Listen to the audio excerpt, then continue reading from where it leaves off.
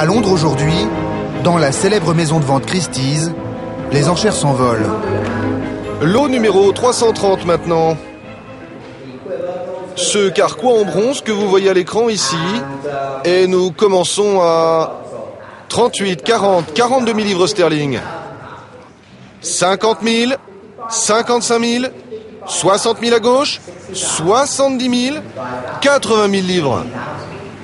Par téléphone, deux collectionneurs surenchérissent à coups de dizaines de milliers d'euros.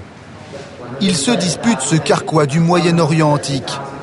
Un roi y rangeait ses flèches il y a plus de 2800 ans. 150 000 livres. 160 000. 170 000.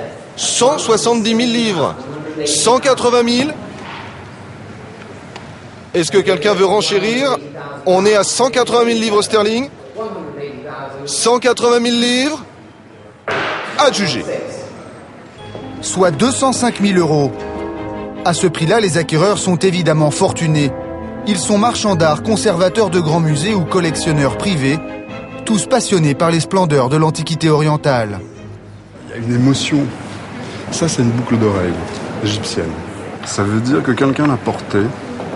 Ça veut dire que ça a traversé le lobe d'une oreille d'un de nos ancêtres autour du bassin méditerranéen. Donc c'est extrêmement émouvant. Si j'ai assez d'argent, enfin si mon mari me donne assez d'argent, j'aimerais bien acheter ces deux pièces, ces deux statuettes en bois. Je les adore. Combien ça vaut? Plus de 50 000 euros. Mais bon, qu'est-ce qu'on peut acheter pour 40 ou 50 000 euros aujourd'hui? Parmi les objets vedettes de cette vente aux enchères, les trésors des plus anciennes civilisations de l'histoire. On ne les retrouve aujourd'hui qu'en Irak. Ces petits cylindres en pierre servaient de sceaux il y a 5000 ans. Sur cette tablette en argile est gravé un texte cunéiforme, première trace d'écriture connue dans l'histoire. Des trésors envoûtants, mais aujourd'hui entachés d'un terrible soupçon.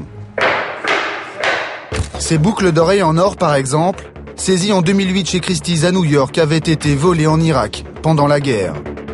Des milliers d'antiquités issues du trafic ont été vendues par des groupes terroristes irakiens pour financer leurs activités.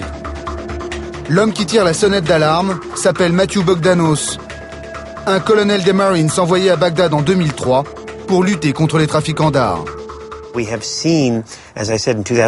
On a vu que dès 2004-2005, les organisations terroristes, spécialement Al-Qaïda et les groupes islamistes sunnites, dans la province d'Al-Anbar, dans l'ouest du pays, ont commencé à taxer le trafic et les mouvements des antiquités. Ils ont compris qu'il s'agissait là d'une importante source de financement. Ce n'est pas leur première ressource. Cela restera toujours le kidnapping et les rançons, mais une source importante quand même.